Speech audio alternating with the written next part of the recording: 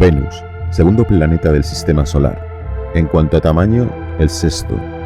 No tiene satélites ni lunas. Es el planeta más cercano a la Tierra. Sus dimensiones son muy parecidas a las de la Tierra. Por lo tanto, su gravedad es similar, un poquito más baja. Este valor de 8,87 no supondría ningún problema para los seres humanos ni ninguna otra forma de vida de la Tierra para adaptarse a Venus. Una persona de 70 kilos sentiría que pesa un poquito menos, unos 64. El manto blanco que rodea a Venus son nubes que lo tapan todo y que no nos permiten ver la superficie. Esta cubierta blanca provoca que Venus tenga un albedo muy alto, quiere decir que refleja la luz solar que le llega en un 70%, y va a ser el punto más brillante en el cielo después del Sol y la Luna, visto desde la Tierra. Prácticamente hasta los años 1960 se pensaba que esas nubes, al ser tan blancas, contendrían vapor de agua.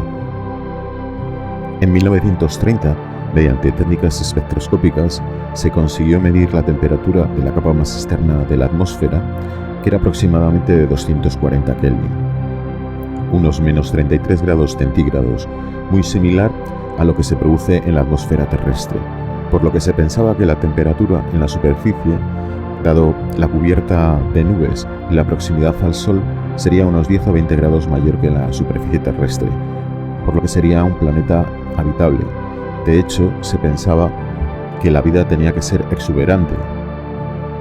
Hasta el propio Arrhenius, premio Nobel de Química en 1903, tenía la creencia de que Venus era un lugar idílico, plagado de selvas y agua en abundancia. En 1956, con el desarrollo del radiotelescopio, se consiguió medir la temperatura aproximadamente de la superficie de Venus, ya que las ondas de radio sí que pueden atravesar las nubes. El resultado que se obtuvo fue de aproximadamente 730 Kelvin, unos 457 grados centígrados. La imagen idílica del paraíso se tornó de la noche a la mañana en lo más parecido al infierno. En 1961, con la primera llegada de las sondas espaciales Venera 1 soviética y Mariner 2 norteamericana, confirmaron esas temperaturas. En 1966 se envió el primer vehículo que pudo atravesar su densa atmósfera, Venera 3, que se estrelló en la superficie de Venus. Los soviéticos siguieron mandando sondas dentro del programa Venera para el estudio de Venus. En 1970, Venera 7 logró posarse en el suelo de Venus y transmitió datos durante 23 minutos. Hubo hasta 16 misiones Venera y otras dos siguientes que se llamaron Vega. Algunos de los módulos de la serie soviética, mientras hacían su entrada, detectaron en la atmósfera un 96% de dióxido de carbono, un 3% de nitrógeno y el resto agua, gases sulfurosos como el sulfuro de hidrógeno, el sulfuro de carbonilo y algunos gases nobles como el argón, el xenón, el neón y el helio. Aparte de la altísima temperatura, la presión es prácticamente 100 veces la de la superficie terrestre, unas 100 atmósferas, equivalente a estar sumergidos en una profundidad en el océano o en el mar de 1000 metros. Presión suficiente como para aplastar a una persona. De hecho, las ondas Venera que tocaron la superficie de Venus iban reforzadas como batiscafos para expediciones submarinas a esa o a mayor profundidad. Si fuéramos ascendiendo desde la superficie, podríamos observar que la atmósfera es limpia y transparente hasta unos 30 kilómetros de altitud. Eso sí, estaría compuesta por dióxido de carbono. Aunque dada la presión y la temperatura en la superficie, este dióxido de carbono va a adquirir un aspecto fluidoso y pastoso y va a transmitir muy eficientemente el calor. Estas condiciones favorecen que no haya prácticamente diferencias de temperatura entre el día y la noche. Entre los 32 y los 48 kilómetros va apareciendo una bruma de dióxido de azufre, que va a ser la responsable de la reflexión de la radiación infrarroja hacia el suelo.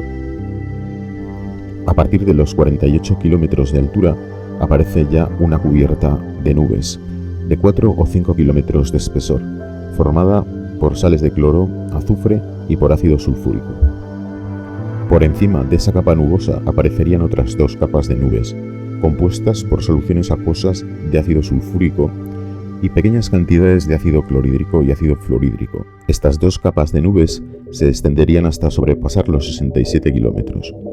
Si siguiésemos subiendo, nos encontraríamos con otra capa brumosa de dióxido de azufre hasta los 90 kilómetros. En la parte superior de la capa nubosa se originan partículas de ácido sulfúrico que van a precipitar hacia las partes inferiores, donde con el calor este las va a descomponer en dióxido de azufre y agua, provocando que se evaporen y vuelvan otra vez hacia las alturas, por lo que existe un ciclo continuo donde aparece una continua lluvia, pero que nunca va a llegar al suelo dada la alta temperatura que existe. La circulación vertical de las partículas que componen las nubes genera un estado de frecuentes fenómenos eléctricos, parecidos a los que hay en la Tierra, con truenos y relámpagos que deben ser constantes. Las nubes son un factor determinante en el clima de Venus. Van a dejar pasar parte de la radiación solar que va a calentar el suelo, pero va a ser muy opaca a la radiación infrarroja, dejándola retenida entre el suelo y las nubes, y esto es lo que genera un efecto invernadero descomunal. Si pudiéramos llegar a la superficie de Venus y aguantar el ambiente corrosivo y las altísimas temperaturas y presión, veríamos el suelo con una apariencia de desierto seco y rocoso.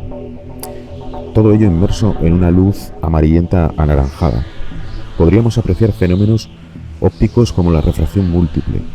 Tendríamos la sensación de estar viendo el paisaje desde el fondo de una piscina o desde el fondo del mar, sin olvidar que la luminosidad en la superficie de Venus es incluso menor que la de un día nublado y tormentoso en la Tierra. Nunca se verían ni el Sol ni el cielo estrellado. La velocidad de rotación de Venus es muy lenta. Tarda nada menos que 243 días en rotar sobre sí mismo, y además lo hace en sentido contrario con respecto a la mayoría de los planetas del sistema solar, de modo que el Sol en Venus saldría por el oeste y se pondría por el este, si es que pudiéramos ver la salida y puesta de Sol, porque en realidad este fenómeno no es observable desde la superficie, al estar su cielo permanentemente nublado en todo el planeta.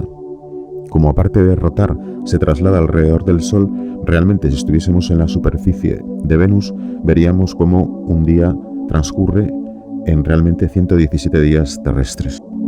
El periodo de traslación de Venus, es decir, el tiempo que tarda en dar una vuelta al Sol, es de 225 días terrestres, de modo que un año en Venus dura menos que un día. Que gire de este a oeste implica, porque esto se decide por convención, que el polo sur está en lo que habitualmente es el norte y el norte estaría en el sur. Una de las hipótesis que se baraja es que el planeta está invertido por una posible colisión con un cuerpo gigante, es decir, que inicialmente giraría en el sentido habitual de los planetas del sistema solar, de oeste a este, pero que ese impacto lo dejó pues prácticamente patas arriba. Los vientos en superficie son muy flojos o nulos. Sin embargo, la masa nubosa en su cima se mueve muy rápidamente, tanto que dan una vuelta al planeta en 4 días. Este fenómeno se conoce como superrotación, con vientos de más de 370 km por hora que arrastran las nubes de este a oeste. Todavía es una incógnita la verdadera causa de que un planeta que gira tan lento tenga vientos globales huracanados tan fuertes en la cima de su cubierta nubosa.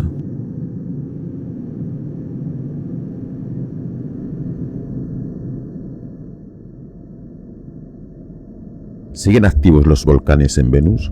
Esta es una de las preguntas que también se hacen los científicos.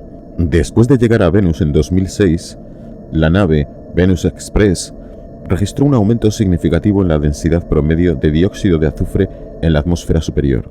A continuación, se produjo una disminución a valores aproximadamente 10 veces menores. Esto también se observó durante la misión Pioneer Venus de la NASA, que orbitó el planeta desde 1978 hasta 1992. En aquella ocasión, la explicación más plausible fue una inyección de dióxido de azufre de uno o más volcanes. Si se detecta un aumento de dióxido de azufre en la atmósfera superior, se sabe que algo lo ha provocado recientemente, porque la luz solar destruye las moléculas individuales allí después de solo un par de días. La superficie de Venus está dominada por un intenso vulcanismo. El calor que se acumula periódicamente bajo la corteza aumenta la presión, y cuando esta resulta demasiado fuerte cada algunos centenares de millones de años, el planeta entra en una erupción generalizada. Otra evidencia de vulcanismo reciente fue la imagen tomada por la sonda Venus Express. En ella se observa cómo el color rojo corresponde a una temperatura más elevada y los colores morados a temperaturas más frías.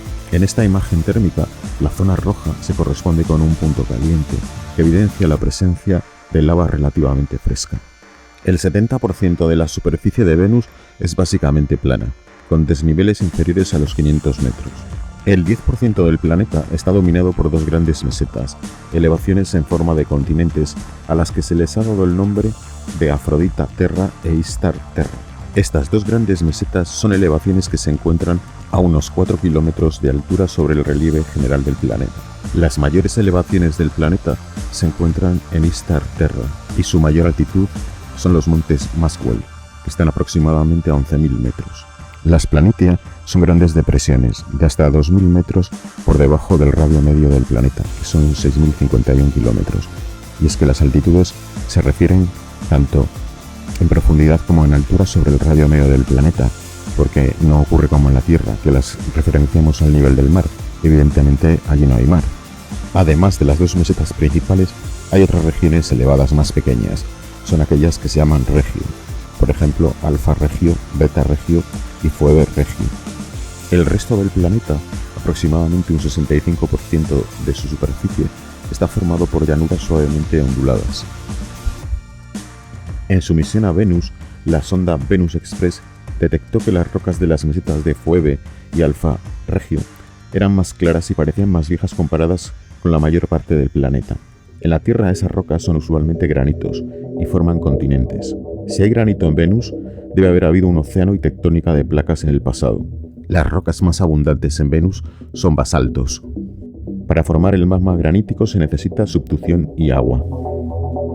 Actualmente se piensa que no existe tectónica de placas.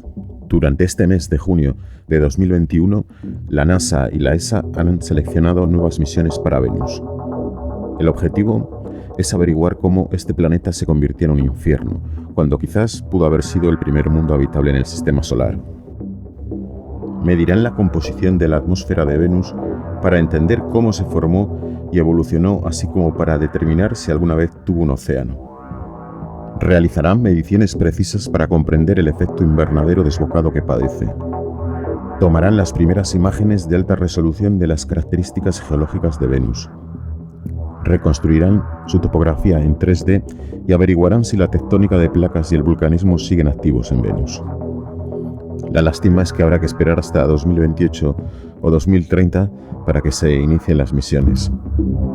Simplemente apasionante.